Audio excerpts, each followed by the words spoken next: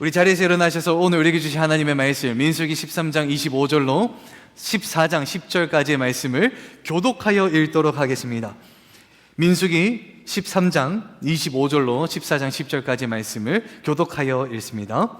40일 동안 땅을 정탐하기를 마치고 돌아와 바란 광야 가데스에 이르러 모세와 아론과 이스라엘 자손의 온 회중에게 나와 그들에게 보고하고 그 땅의 과일을 보이고 모세에게 말하여 이르되 당신이 우리를 보낸 땅에 간즉 과연 그 땅에 젖과 꿀이 흐르는데 이것은 그 땅의 과일이니이다.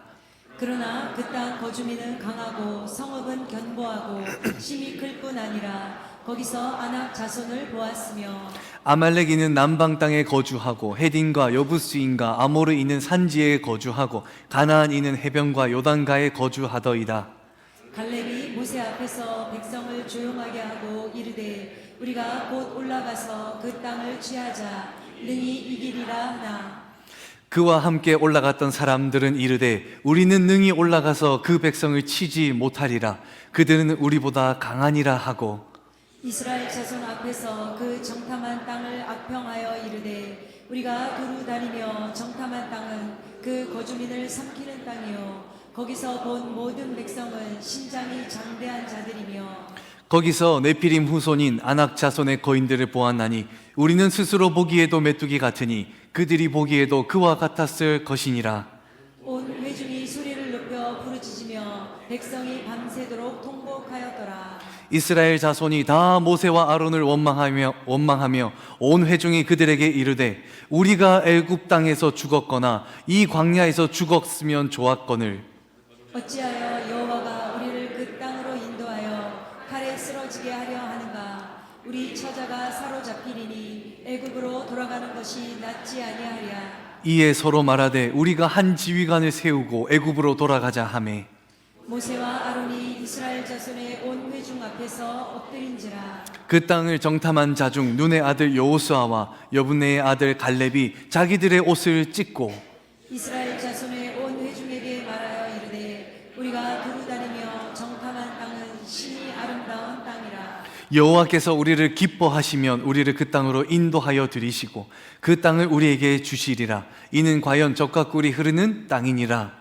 다만 여호와를 거역하지는 말라. 또 그 땅 백성을 두려워하지 말라. 그들은 우리의 먹이라. 그들의 보호자는 그들에게서 떠났고 여호와는 우리와 함께 하시느니라. 그들을 두려워하지 말라 하나. 함께 읽습니다. 온 회중이 그들을 돌려 치려 하는데 그때의 여호와의 영광이 회막에서 이스라엘 모든 자손에게 나타나시니라. 아멘.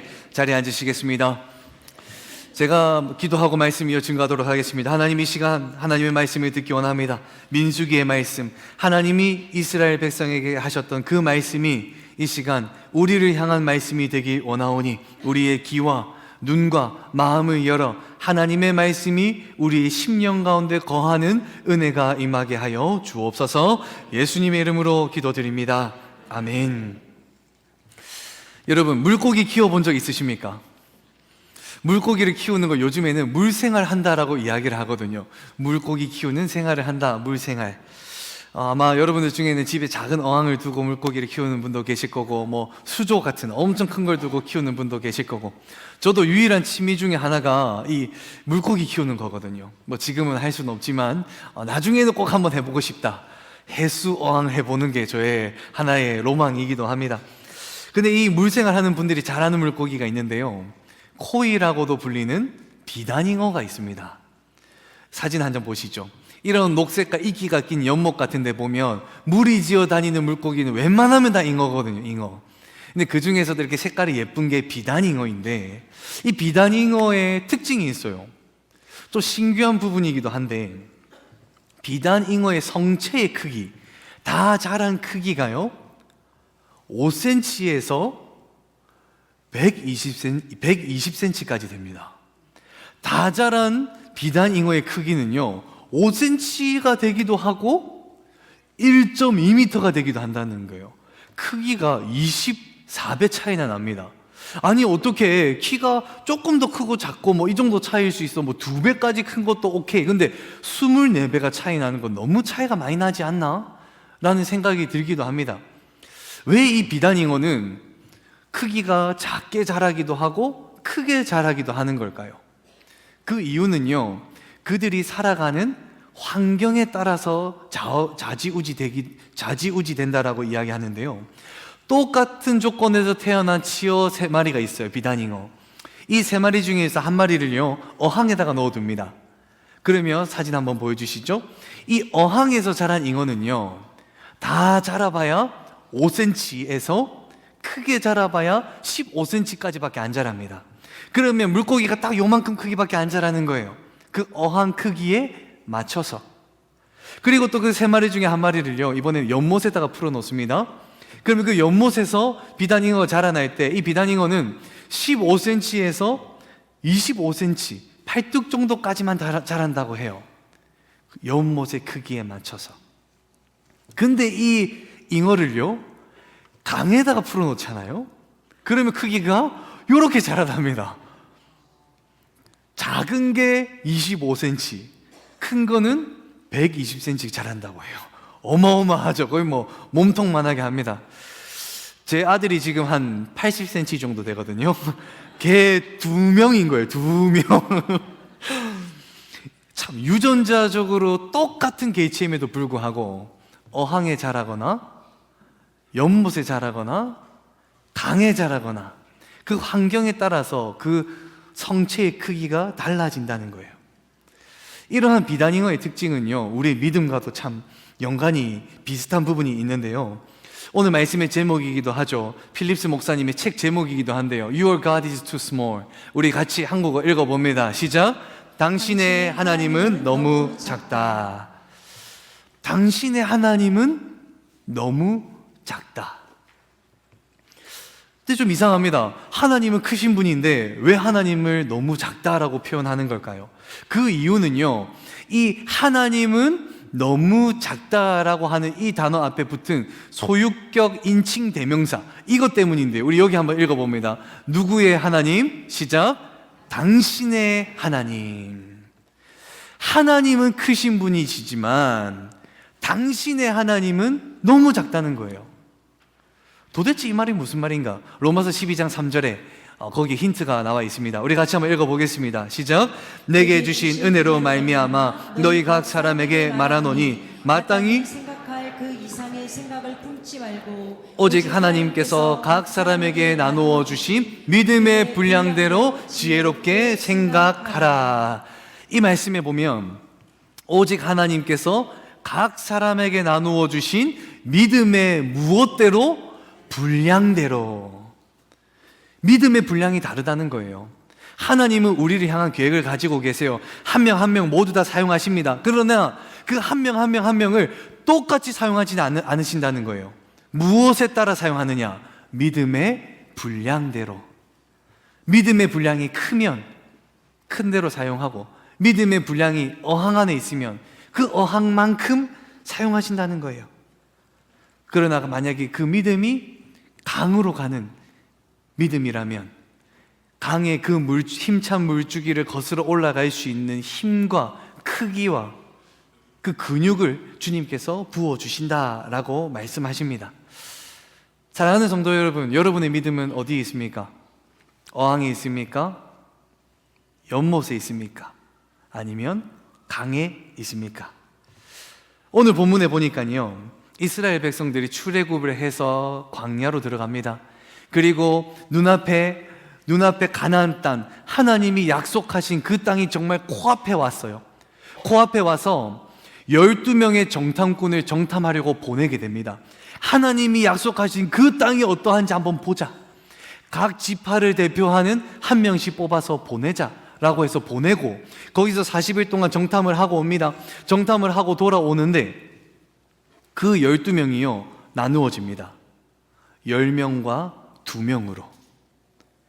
그리고 모든 이스라엘 백성과 모세와 아론으로 나뉘어지게 되는데요, 이 상황이 얼마나 절박한가 보니까 본문 14절 1절에 이렇게 제가 있습니다. 이렇게 이야기합니다. 온 회중이 소리를 높여 부르짖으며 백성이 밤새 통곡하였더라. 이 나누어진 것 때문에 지금 백성이 통곡하고 있는 거예요. 그리고 5절에 보니까 모세와 아론이 이스라엘 자손 온 회중 앞에 엎드린지라. 이스라엘 리더가 지금 백성 앞에 엎드려 있어요. 백성 울고 있고, 그리고 6절에 보니까 여호수아와 여분네의 아들 갈렙이 자기 옷을 찢었더라. 여호수아와 갈렙은 자기 옷을 찢었어요. 도대체 무슨 일이기 때문에 이스라엘 백성들은 다 울고, 여기는 엎드려 있고, 여기는 옷을 찢고 있고. 10절에 보면요, 더 가관입니다. 10절에 온 회중이 그들을 돌로 치려 하는데, 어떠한 문제를 두고요, 지금 모세, 아론, 여호수아, 갈렙, 그리고 나머지 10명의 정탐꾼, 그리고 이스라엘 백성이 이 똑같은 상황을 놓고 다른 반응을 보이는 거예요. 서로 상반된 반응을 보입니다. 모두가 똑같은 상황에 처해 있지만 그 반응이 다르다는 거예요.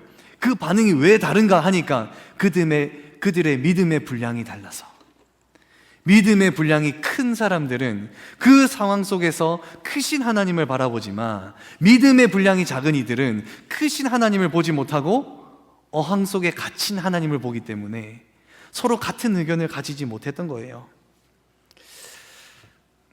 어항 안에 사는 물고기는요, 절대 강에 사는 물고기를 이해할 수 없습니다. 왜? 어항 안에 있기 때문에. 오늘 말씀을 통해서 만약 여러분들 중에 어항 안에 있는 분이 계시다면, 연못으로 나오시고 연못에 계시는 분이 계시다면 강으로 나아가는 역사가 일어나기를 주님의 이름으로 축원합니다.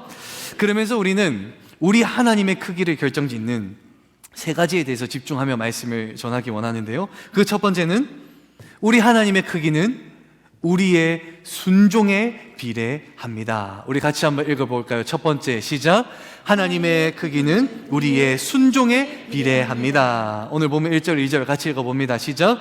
여호와께서 모세에게 말씀하여 이르시되 사람을 보내어 내가 이스라엘 자손에게 주는 가나안 땅을 정탐하게 하되 그들의 조상의 가문 각 지파 중에서 지휘관 된 자 한 사람씩 보내라.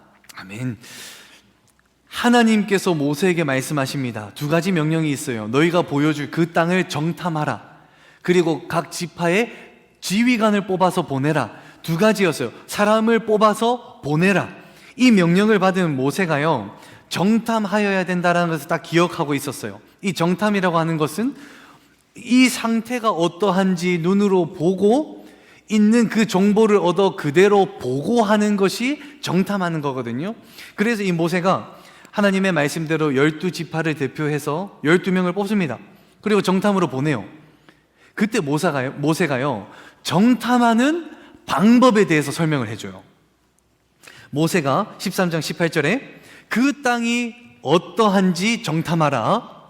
곧 그 땅의 거민이 강한지 약한지, 많은지 적은지 너희가 봐라. 그리고 19절에 그들이 사는 땅이 좋은지 나쁜지 보고 그들이 사는 성읍이 진영인지 산성인지 확인을 하라. 그리고 토지가 비옥한지 메마른지 나무가 있는지 없는지를 탐지하라라고 말하거든요.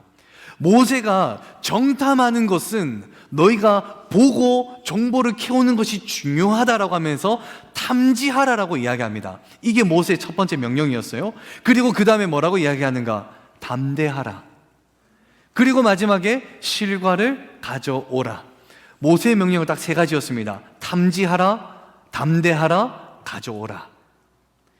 그래서 이 12명의 정탐꾼들이 40일 동안 갔다 오죠. 그 중에 10명은요 27절에 이렇게 보고합니다. 우리 같이 한번 읽어보겠습니다. 시작.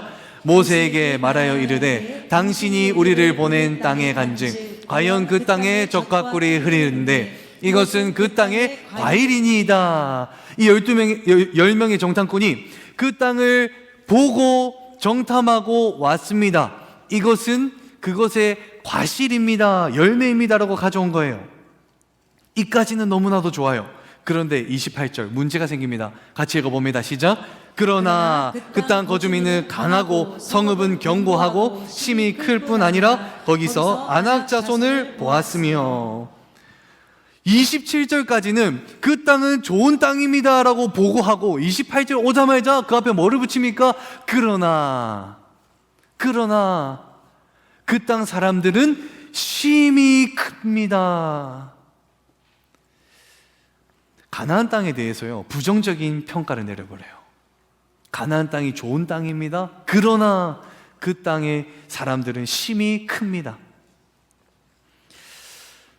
가나안 땅에서 부정적인 이런 뉘앙스를 풍기는 거예요. 여러분들이 볼 때는 목사님 요 정도는 괜찮지 않아요? 뭐 가나안 땅을 직접적으로 비판한 것도 아니고 그냥 그러나 그 땅의 사람들이 심히 크다라고 해서 부사 하나 더 붙인 건데 이게 뭐가 그렇게 큰 문제가 될까요? 라고 생각할 수도 있어요. 그러나 이 10명의 정탐꾼이요, 치명적인 실수를 저지른 거예요. 이 12명은요 각 지파를 대표하는 대표자예요.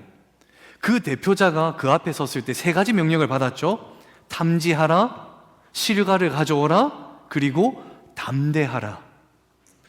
하나님의 명령은 담대하라라는 거였어요. 그러나 이 10명의 정탐꾼이요, 그러나 심히 크더라 라고 이야기하면서 자신들의 생각을 덧붙여버린 거예요.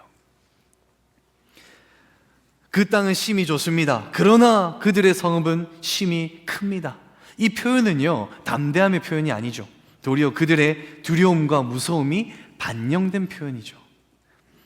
예수님이 제자들과 갈릴리를 건너가실 때 배를 타고 건너가시던 도중에 풍랑을 만나게 됩니다. 풍랑이 부니까 배가 그냥 흔들리는 거예요. 그러니까 제자들이 난리가 난 거예요. 안에 있는 짐을 버리기도 하고 돛을 접어가지고 어떻게 하면 우리가 이 풍랑을 빠져나갈 수 있을까 하고 있는데 도저히 해도 빠져나가지 못하겠는 거예요. 그래가지고 아이고 우리 이제 죽겠다 싶어가지고 예수님이 어디 있나 했더니 예수님을 찾아서 보니까 예수님이 주무시고 계시는 거예요. 그러니까 제자들이요, 예수님께 다가가서 예수를 흔들어 깨웁니다. 그러면서 25절, 마태복음 8장 25절 이렇게 이야기하죠. 제자들이 나와 예수를 깨우며 이르되 주여 주여 일어나 보소서, 우리를 구원하소서, 우리가 죽겠나이다. 예수님이요, 풍랑 때문에 우리가 죽겠습니다. 근데 예수님이요, 일어나서 뭐라고 말씀하시는 줄 아세요? 26절 우리 같이 한번 읽어봅니다. 시작. 예수께서 이르시되 어찌하여 무서워하느냐, 믿음이 작은 자들아 하시고 곧 일어나사 바람과 바다를 꾸짖으시니 아주 잔잔하게 되거늘. 예수님이 일어나심과 동시에 그들을 꾸짖습니다. 믿음이 적은 자들아, 너희가 어찌하여 무서워하느냐. 왜 예수님이 그들을 꾸짖었느냐? 예수님은 하나님의 아들이시고 하나님이 주신 능력을 가진 분이신데 그분이 제자들과 함께 있음에도 불구하고 제자들이 무슨 마음을 가졌습니까? 무서워하는 마음. 예수님이 옆에 계시는데도 예수님을 믿지 못하고 두려워하고 우리가 죽겠다라고 얘기하는 것이 예수님이 볼 때는 그게 불순종이고 믿음이 없는 것이고 믿음이 연약한 자라고 예수님이 책망하신 그 원인이 되었던 거예요. 마찬가지로 하나님이 우리 안에 계시고 하나님이 이 일을 허락하셨다면 이 일을 우리가 감당할 때 우리의 마음에 두려움이나 무서움, 염려가 있으면 그것은 하나님이 보시기에 불순종이라는 거예요. 믿음이 없는 자의 모습이라는 겁니다. 그래서 성경은요, 담대하라, 두려워하지 말라라는 말을 몇 번 언급하는지 혹시 아십니까? 성경은요, 두려워하지 말라라는 말을 몇 번이나 언급하고 있을까요? 365번이거든요. 1년이 며칠입니까? 365일. 성경에서 두려워하지 말라라고 몇 번 이야기합니까? 365번. 그 이야기가 무엇을 이야기하는 겁니까? 너희가 나를 믿어 성령 하나님과 동행하는 그 모든 순간을 두려워하지 말고 무서워하지 말고 순종함으로 나아가라 라고 말씀하시고 계시는 겁니다. 두려움에 맞서는 것도 순종이고 두려움에 맞서 이기는 것 더 큰 순종이죠. 그 순종이 있을 때 비로소 우리의 생각을 뛰어넘는 크신 하나님을 경험하게 되는 것입니다. 여러분을 무섭게 만드는 것은 무엇입니까? 또 여러분이 두려움을 느끼는 것은 무엇입니까? 두려움이 온다 할지라도 순종함으로 크신 하나님을 경험하기를 주님의 이름으로 축원합니다. 그렇게 10명의 정탐꾼이요, 이 가나안 땅에 대해서 악평을 하는 거예요. 내가 보니까 안 좋더라. 우리 가면 다 죽는다. 그러니까 이스라엘 백성들이요, 수십만의 백성들이 웅성웅성거리기 시작합니다.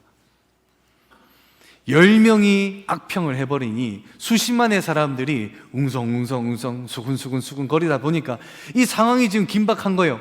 그래서 나머지 정탐꾼 2명이었던 여호수아와 갈렙이요, 그 상황을 말리고자 이렇게 이야기합니다. 30절에 갈렙이 모세 앞에서 백성을 조용히 하게 하고, 조용히 하라 조용히 하라, 우리가 곧 올라가서 그 땅을 취하자 하면 능히 이기리라, 능히 이기리라 라고 이야기하면서 선포하는 거예요. 두려워하지 말라, 하나님이 주신다는데 우리가 올라가면 무조건적으로 이길 수 있다 라고 이야기했는데, 이 갈렙의 말에 반대해서 이 10명의 정탐꾼이 뭘 하는 줄 아세요? 정반대의 말을 이야기합니다. 여기서 우리는 두 번째를 발견할 수 있습니다. 우리 두 번째 같이 한번 읽어볼까요? 시작. 하나님의 크기와 우리의 판단은 반비례합니다. 오늘 보면 31절에서 33절 같이 읽어봅니다. 시작. 그와 함께 올라갔던 사람들은 이르되 우리는 능히 올라가서 그 백성을 치지 못하리라. 그들은 우리보다 강하니라 하고 이스라엘 자손 앞에서 그 정탐한 땅을 악평하여 이르되 우리가 두루다니며 정탐한 땅은 그 거주민을 삼키는 땅이요, 거기서 본 모든 백성은 신장이 장대한 자들이며 거기서 네피림 후손인 아낙 자손의 거인들을 보았나니 우리는 스스로 보기에도 메뚜기 같으니 그들이 보기에도 그와 같았을 것이니라. 이들이 뭐라고 얘기하는가 보니까 각 지파를 대표하는 10명이요, 수십만의 백성들을 앞에다 두고 우리는 능히 올라가서 이기지 못한다, 그 땅은 우리를 도리어 삼킬 것이다, 그리고 마지막에 우리가 우리를 스스로를 메뚜기로 보는 것과 같이 그들도 우리를 메뚜기로 볼 것이다 라고 하면서 가정법으로 이야기합니다. 그들이 실제적으로 메뚜기로 본 것도 아니요, 그들도 그와 같았을 것이다 라고 하면서 가정법을 넣어버려요. 자기의 생각을 부과해버리는 거죠. 근데 실제로요, 여리고성의 사람들은요, 이스라엘 백성들이 올 때 그들이 두려움에 휩싸였다라고 이야기하고 있거든요. 실제로 그 땅 사람들은 두려움 속에 있는데 10명의 정탐꾼은요, 자신의 판단을 주입해버리는 거예요. 자신의 생각과 판단을 주입해버려가지고 우리는 못한다, 그들이 우리를 삼킬 것이다, 우리를 메뚜기로 볼 것이다. 항상 문제가 되는 게 하나님의 말씀을요, 있는 그대로 순종하면 아무 문제가 안 돼요.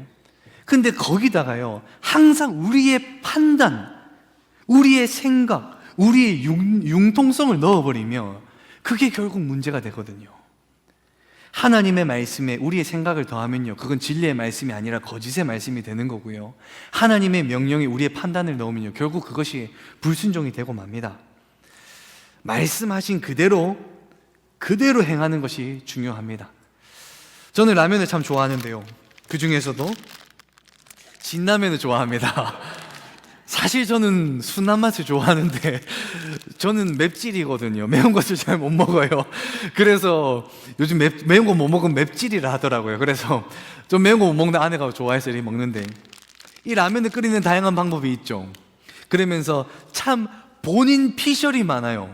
이렇게 라면 끓여야지 맛있다, 그러면서 저한테 물을 살짝 적게 넣어야지 맛있다, 뭐 파를 넣어야지 시원하다, 진라면에는 마지막에 케찹을 조금 넣어야지 맛이 깊다, 그리고 해물 후레이크를 넣으면 여기서 바다 맛이 난다, 그리고 마지막에 계란 넣어야지 고소해진다. 그러면서 자기 피셜을 막 이야기하는 거. 진라면은 계란이지, 아니다. 진라면은 파지, 아니다. 진라면은 케찹을 조금 넣어야지 맛있다. 근데 클립에 제가 찾아봤거든요. 진라면에서 라면을 만드는 개발하는 그 직원이요, 진라면을 가장 맛있게 끓이는 방법이 뭐라고 얘기하는지 아세요? 정답이 나온 것 같은데, 뒷면에 쓰여 있다. 물 550ml를 건더기 스프와 물에 넣고 끓이고, 스프 넣고 면을 넣고 4분간 끓이는 게 제일 맛있다라는 거예요. 그래가지고 제가요, 라면을 딱 정량에 맞춰서 딱 부어 먹어봤거든요. 그게 제일 맛있더라고요. 그 이후로 저는 항상 라면 끓일 때 B컵을 항상 애용합니다. 항상 여기서 550ml, 맵찔이는 50ml 추가해가지고 600ml 넣어가지고 먹는데요. 이 마찬가지로요, 우리가 어떠한 문제를 놓고 기도할 때요, 하나님 앞에 하나님 이렇게 해주세요, 저렇게 해주세요, 답답한 마음에 하나님 앞에 막 요구를 해요. 근데요, 우리가 기도하는 그 하나님이요, 우주 만물을 만드신 창조주 하나님이시거든요. 근데 그 창조주 하나님 앞에 하나님 요렇게 해주시고요, 저렇게 해주세요, 요래야지 문제가 풀릴 것 같아요 라고 기도하면요, 그 창조주 하나님을요 내 생각 안에 가둬버리는 거예요. 내 하나님이 요것밖에 못하니까 하나님 요렇게 해주시고 저렇게 해주세요, 하나님을 왕 안에 가두어 버린다니까요. 크신 하나님을 너무나도 작은 하나님으로 만들어 버린다는 거예요. 하나님의 일하심에는 하나님의 일하심으로 내버려둬야 되고, 그 앞에 그의 주권에 인정하며 우리의 믿음의 분량을 키우는 것이 중요합니다. 사랑하는 성도 여러분, 그분의 일하심 앞에 주권을 인정하며 믿음의 분량을 키우시기를 주님의 이름으로 축원합니다. 그리고 마지막 세 번째, 하나님의 크기는, 우리 같이 한번 읽어봅니다. 시작. 하나님의 크기는 우리의 희생과 비례합니다. 14장 10절 같이 읽어봅니다. 시작. 온 회중이 그들을 돌로 치려 하는데, 분위기가 얼마나 격양됐는지 모든 이스라엘 백성들이 다 돌을 들고 있는 거예요. 모세, 네가 우리를 여기까지 데리고 와서 죽게 만들어? 야 갈렙, 너 쓸데없는 얘기 하지 마. 여호수아, 네가 뭔데 옷을 찢어? 너희들이 뭔데 우리를 여기서 죽게 만드는데? 돌을 집어들고 있습니다. 그리고 조금만, 너 한마디만 더 해봐, 나 던질 거야. 너 한마디만 더 쓸데없는 얘기 해봐, 나 너 죽일 수 있어. 이 상황에서요, 그 원망과 불평이 가득한 그 상황 가운데 여호수아와 갈렙은요, 그 상황 속에서 옷을 찢어버립니다. 백성들이 자기를 죽이려는 그 상황 속에서도요, 여호수아와 갈렙은요, 내 비록 너희들에게 죽는다 할지라도 내가 하나님 말씀 얘기해야겠다, 내가 본 거 그대로 이야기해야겠다, 하나님이 주신다 하지 않았느냐, 저들은 우리의 먹이다, 저들은 우리의 밥이다, 우리가 가면 능히 이긴다, 그러면서 답답하면 옷을 찢어버린 거예요. 그 순간이요, 사람들이 너 옷 찢었어, 너 쓸데없는 얘기 했지, 돌을 들어 죽이려 했을 거거든요. 갈렙과 여호수아가 자신의 목숨을 정말 담보로 하나님의 말씀을 선포할 때 죽음의 위험이 다다랐죠. 그때 어떤 일이 일어나는가? 14장 10절입니다. 우리 처음부터 끝까지 같이 한번 읽어봅니다. 시작. 온 회중이 그들을 돌로 치려 하는데 그때에 여호와의 영광이 회막에서 오 이스라엘 모든 자손에게 나타나시니라. 아멘. 희생의 제사가 있을 때 역사가 일어나고, 희생의 제사가 있을 때 그때야 비로소 깨어진 관계가 회복되는 겁니다. 우리 신앙도 마찬가지거든요. 야고보서에 보면요, 행함이 없는 믿음은 무엇이다라고 이야기합니까? 죽은 것이다. 야고보서 2장 20절에 또 뭐라고 이야기합니까? 행함이 없는 믿음은 헛것이다. 희생이 없는 신앙 또한 죽은 신앙이자 어항 안에 갇힌 신앙입니다. 예수님도 십자가 대속 사역을 이루기 위해서 결국 십자가에서 희생되신 거거든요. 예수가 희생으로 그의 사역을 감당할 때 우리는 하나님으로 나아갈 수 있는 구원의 통로를 얻을 수 있었던 것이죠. 사랑하는 성도 여러분, 우리의 신앙생활에는 희생을 요구로 합니다. 우리의 몸을 산제물로 바치라라고 말씀하십니다.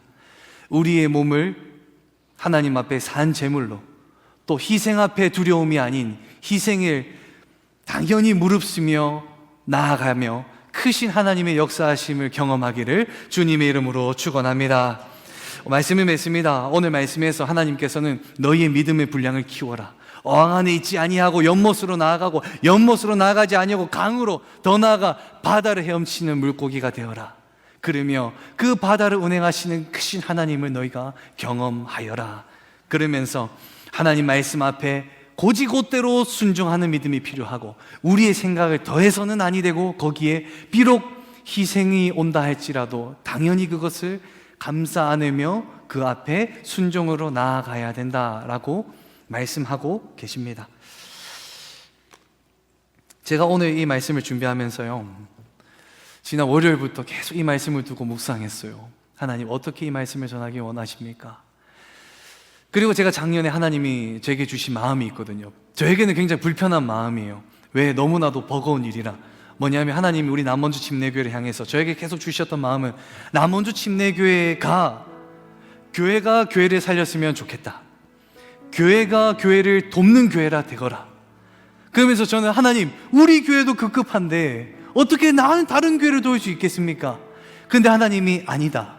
나만 바라보며 주어진 일을 감당하라. 그러면서 그 마음을 제가 간직하면서 비전과 꿈을 꾸고 있었거든요. 근데 지난 목요일에요, 교육자 연합회가 있어서 연합회를 갔거든요. 행구동에 있는 교회, 방주교회처럼 생긴 아주 큰 교회예요.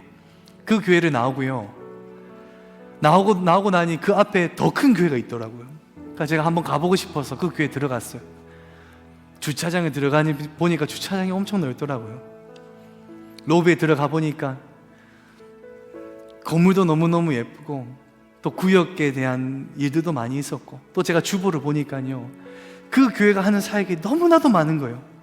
선교사를 파송하고 지역사회를 섬기고 불신자를 전도하고 교회가 교회됨의 역할을 너무나도 많이 감당하는 거예요. 그리고 제가 그 교회를 빠져나오면서 운전대를 잡고 탁 나오는데요, 제 마음에 무슨 마음이 들었냐면, 야, 우리가 저 교회에 반만큼도 할 수 있을까? 우리가 저 교회에 정말 반조차도 할 수 있을까? 그 마음이 문득 탁 들더라고요.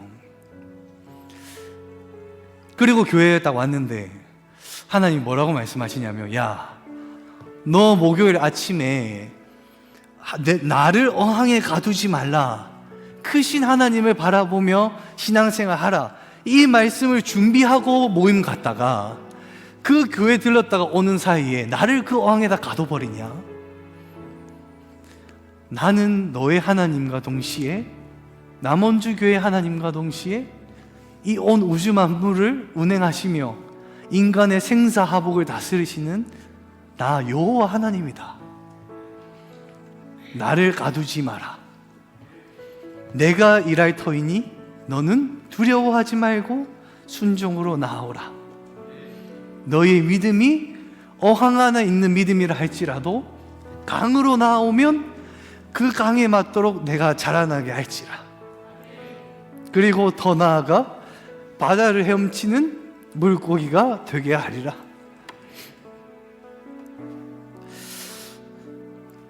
사랑하는 성도 여러분, 우리 하나님은 크신 하나님이십니다. 그 하나님을 여러분의 생각에 가두지 않기를 주님의 이름으로 축원합니다. 올 한 해 하나님께서는 여러분을 통하여 많은 일들을 행하실 겁니다. 그 일들을 행하실 때 나의 생각으로 가두지 아니하고, 어항에 계시다면 연못으로, 연못에 계시다면 강으로, 바다로 나아가는 올 한 해 되기를 주님의 이름으로 축원합니다. 우리 시간 찬양팀 나오셔서 함께 자리에서 일어나셔서 결단하며 찬양하도록 하겠습니다.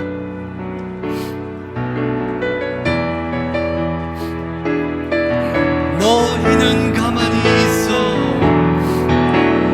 너희는 가만히 있어. 주가 하나님 해맑지어다. 열방과 세계 가운데 주가 높임이